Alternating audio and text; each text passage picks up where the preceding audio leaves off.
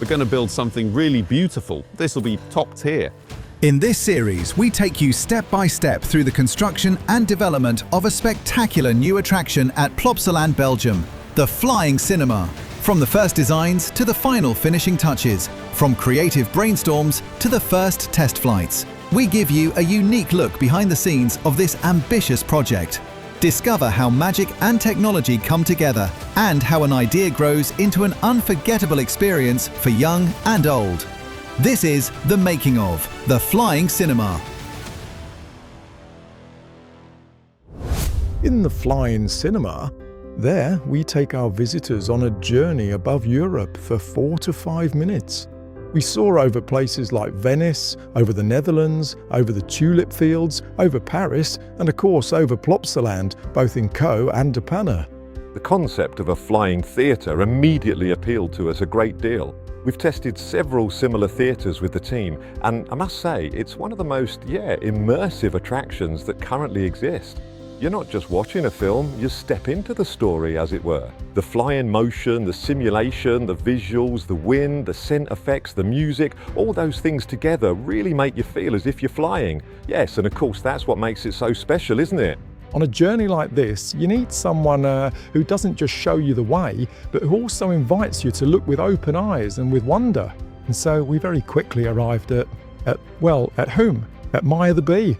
Maya, she stood for adventure, for curiosity and for friendship for generations now. And she looks at the world with an open mind, and she's always on the lookout for new adventures. And exactly that feeling, that's what we wanted to convey with this attraction.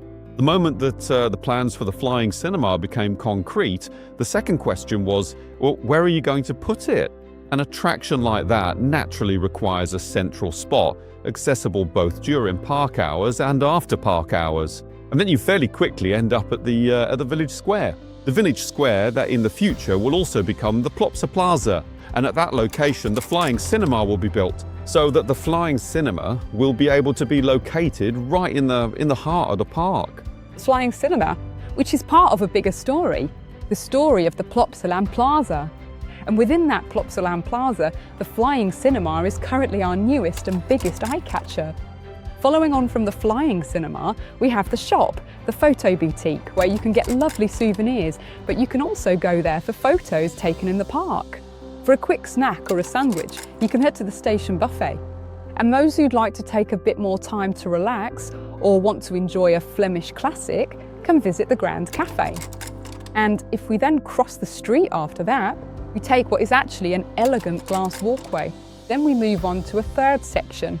There we have the bowling and the Plaza Games, and they really are a great addition to enjoy after the park's opening hours. To relax there for a while with your family or with your friends. Yes, I think we've managed wonderfully here to give it a Plopsa touch, as it were. We've already designed facades here before in Plopsaland Belgium, but also in Plopsa Indoor Hasselt and Plopsaland Deutschland. So we're no strangers to this. But building a new attraction is more than just the attraction itself. It also requires a campaign image that tells what makes the Flying Cinema so unique.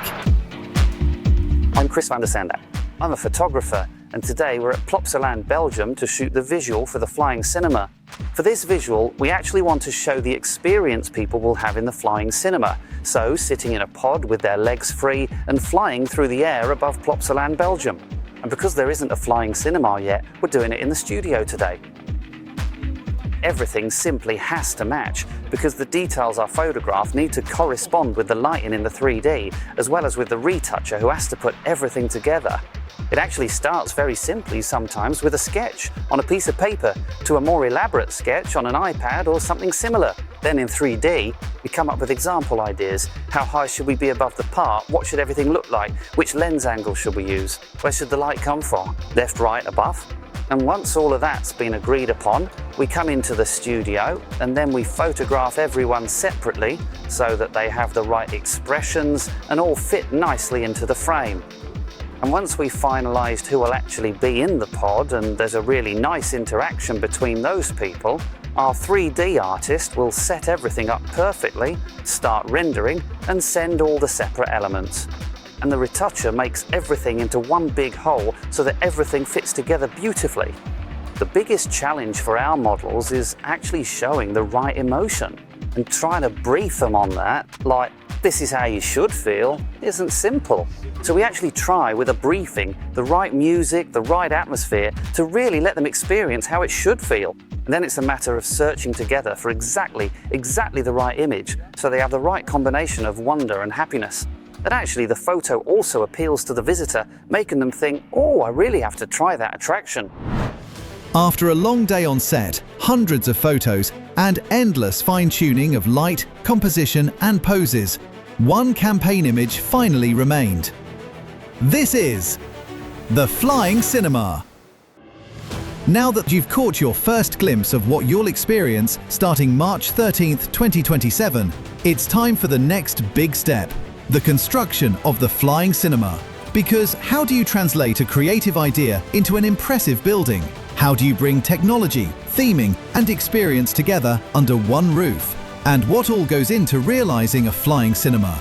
You'll discover that in the next episode. See you soon for a new Making of the Flying Cinema.